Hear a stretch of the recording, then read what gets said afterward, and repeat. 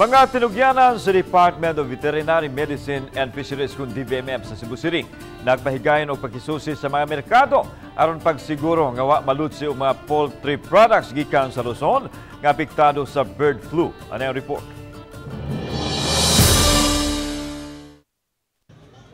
Unang girumbo sa mga kawani sa DVMF ang lahug public market diin gisusi nila ang kalidad sa mga gibaligang karne ug ang gipatuman nga protokol sa mga tindira.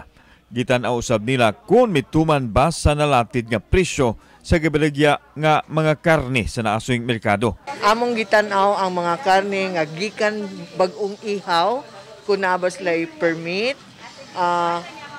of the day dili ba expired kay kinahanglan man gud ang meat nga ilang gi-display din good for 8 hours lang. Ilang gisiguro nga luwas ang mga karne, ilabi na ang poultry products nga walay nagikan sa Luzon diin gipatuman ang ban sa entry sa mga manok ug mga byproducts nini.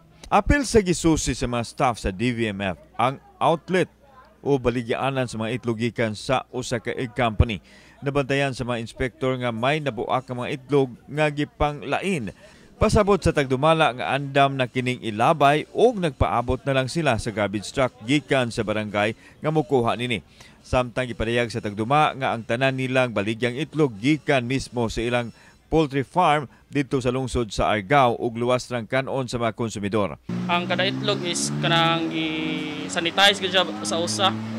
Then ang itlog namo diri sir kay kanang gitimbang pud siya.